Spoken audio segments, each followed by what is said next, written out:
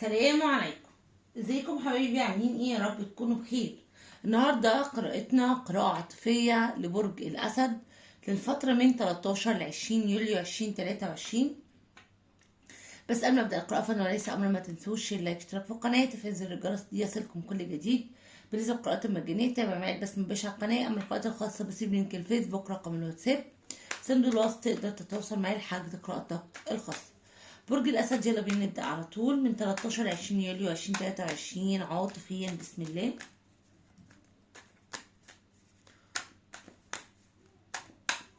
برج الأسد يلا يا أسد.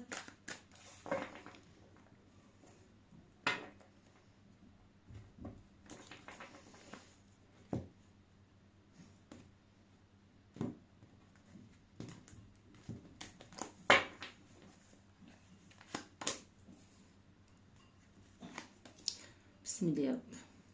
مشاعر،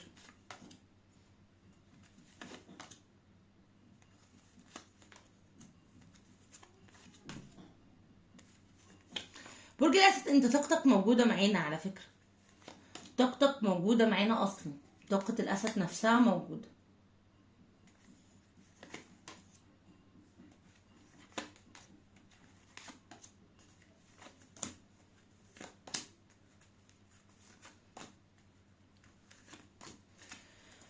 طيب برج الأسد أول حاجة معايا هنا عندي وضع العلاقة مع طاقة الشخص دوت. بتقول ان شريكك الفترة ديت طاقته اتجاهك ربما قافل على نفسه، مش عايز يبين لك مشاعر، مش بيراضيك، ما حسيتك ان انت مش فارق معايا، ولكن توقع منه الفترة اللي جاية تغيير في طاقة كبير جدا. يعني ممكن الشخص دوت يتواصل معاك او يكلمك او يحتاجك في شيء. هو دلوقتي مبين للأسد ان انا مش محتاج لك وانا مش عايزك ومديلك ظهر، لكن الفترة اللي جاية أنا أعتقد عنده بيتش فونس، يعني طاقة غير متوقعة، تغيير غير متوقع. الشخص ده بيبتدي يتحرك اتجاهك، ممكن يتواصل معاك، يطلب منك لقاء قريب، ممكن يعترف بمشاعره، ممكن يوصل لك اللي جواه. خلاص كده، لأن أنا شايفة في المشاعر إن هو بيفكر فيك كتير جدا جدا وعنده مراقبة قوية عليك. ممكن ربما زي ما نقول شخص مغرور شوية، مش بيحب يعترف بالمشاعر ديت، ولكن الفترة اللي جاية الشخص دوت هيقولها. مش بس كده، الشخص دوت كمان لانه شايف ان انت ايت اوف وانس ايت اوف سورد، يعني عندك قيود تمنعك من ان انت تكمل في هذه العلاقة. ربما طاقات سامة، او ان انت نفسك ما بقتش بتثق في الشخص دوت، او بقيت حاطط مسافات او حواجز بينك وبينه.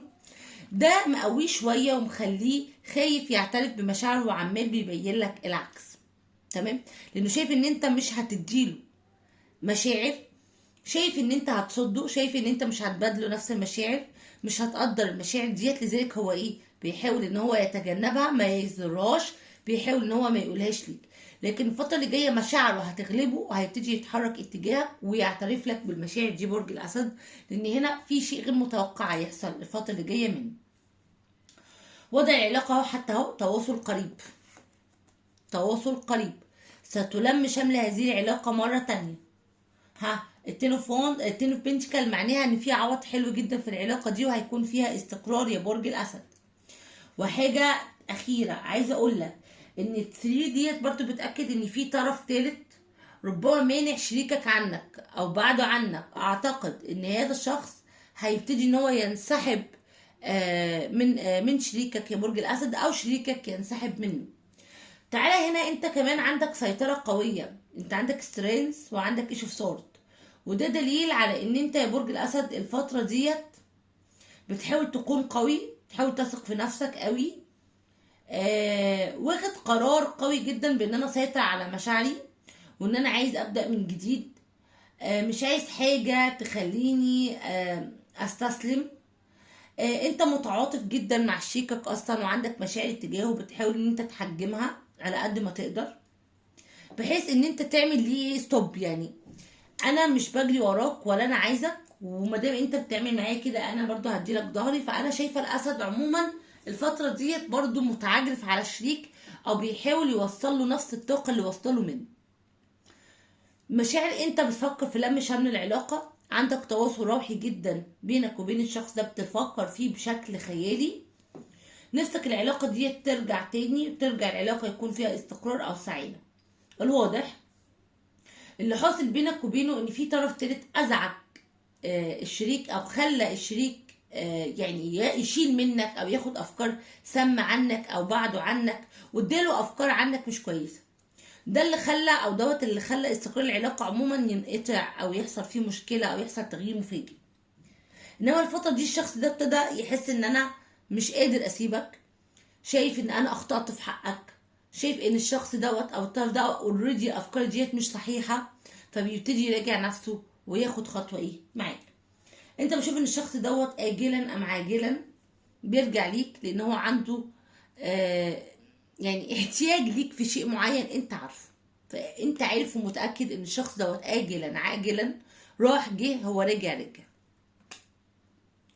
طيب رسائل على الباطن اهو واضح جدا ان هو راجع بفرصة جديدة وعهد جديد، هيوعدك وعود معينة الفترة اللي جاية، هيبتدي ان هو يعني يسترد العلاقة ويستعيد ثقتك فيه، هيصالحك، هيقدم ليك استعادة العلاقة واستشفاء، مرحلة استشفاء هو فيها الفترة اللي جاية.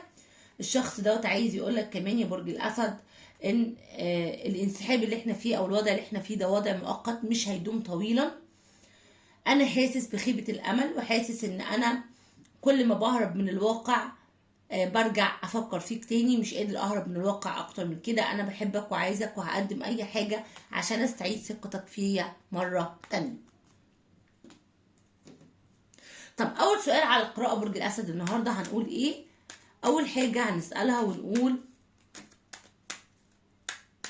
هو الشخص دوت بيحبني من قلبه فعلا لان ما يقدرش يستغنى عني، ولا الشخص دوت بيجي علشان الاحتياج اللي احنا اتكلمنا فيه؟ واضح قوي ان هو بيلاقي معاك استقرار ودعم، وبيلاقي معاك مشاعر وحب، مش بيلاقي السعادة من غيرك. طيب هل الشخص ده في حياته طرف ثالث؟ وهنا الواضح ان احنا هنسأل طرف ثالث يعني حبيب، تمام كده؟ هل في شخص تاني بيحاول يستحوذ على قلبه معايا؟ واضح جدا ان في شخص بعيد عنه بيفكر فيه، ولكن مش شريكك اللي بيفكر. واضح ان في امرأة او رجل، ايا كان سواء انت رجل او امرأة، ولكن في شخص بيحب شريكك قوي وعايز يرجع له، ويمكن دوت من الاسباب الكبيرة اللي بتعيق العلاقة وبتسبب مشاكل ونفور بينك وبينه بشكل عشوائي. طيب هل او ايه الخطوات اللي الشخص ده هياخدها تجاهك الفترة اللي جاية؟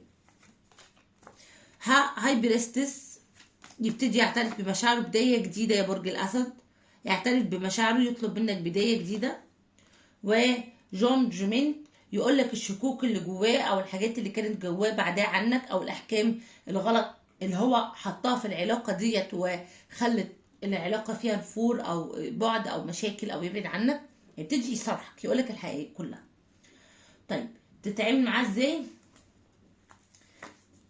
بص يعني انا عايزه اقول لك انت من غيره مهموم، وبيه برضو تعبان، ولكن بيه انت منصور اكتر، حقك بيرجع، بيتلم شمل العلاقة مرة تانية. انت بتحب الشخص ده فبتحس ان انت احسن، فهنا الافضل العودة. ولكن زي ما قلنا انت هتفضل مهموم في العلاقة دي، لان الشخص ده زي ما قلنا هناك طاقات خارجية بتأثر في العلاقة بشكل عشوائي. الكينج اوف سورد اهم حاجه عندي يا برج الاسد ان انت تتعامل مع شريكك بشيء من الحديه او الصلابه، يعني ما تتعاملش معاه بطريقه عفويه او بطريقه فيها مشاعر بس، لا، عقل وقلب مع بعض. طيب وفكر برضو في مصلحتك الشخصيه، مهمه جدا الفتره اللي جايه لان من مصلحتك برضو العوده. طب مصير علاقه او شيء غير متوقع او خبر غير متوقع الفتره اللي جايه بيحصل، الشخص دوت بيطلب منك عوده واستقرار للعلاقه، وبيعمل عشانك اي حاجه عشان العلاقه ديت ترجع تاني يا برج الاسد. فابشر، الشخص ده الفتره اللي جايه بكل عزم وبكل قوه فيه هيحاول يستردك.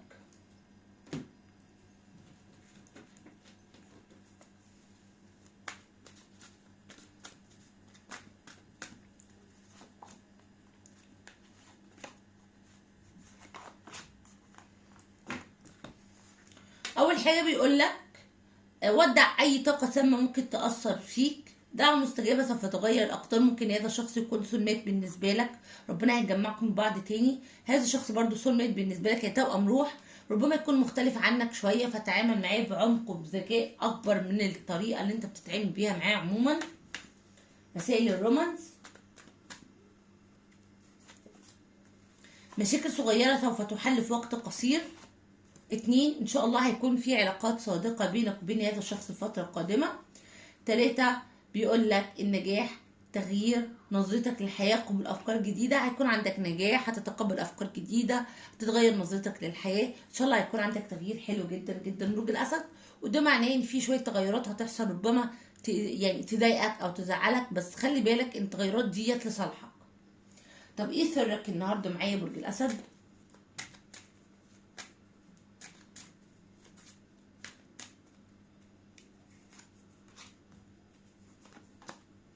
ملاكك يقول لك ابقى قويا وآمن بالمعجزات، دورك قادم قريبا، لم تمر بكل هذا من أجل لا شيء، سأخذك قريبا إلى المستوى التالي. طاقات الأبراج اللي ظهرت معانا النهارده نارية، ترابية، هوائية، مائية. الأبراج الكبيرة اللي كانت موجودة هقولها، بس هي كل أبراج نزلت: أسد، قوس، حمل، طور، عذراء، جدي، سرطان، حوت، عقرب، ميزان، دلو، جوزاء. الأبراج الكبيرة السرطان والعقرب والحوت والأسد والعذراء والميزان والجدي والدلو والجوزاء والحمل والحوت. دي الابراج الكبيره اللي كانت موجوده معانا النهارده. بكده تكون خلصت قراءتنا مع بعض. شكرا لكم واشوفكم على خير. توحشوني جدا جدا، مستنياكم في قراءات تانية كتير. ارجو لو عجبتكم القراءه ما تنسوش اللايك، اشتراك في القناه، تفعيل زر الجرس ليصلك كل جديد. باي باي.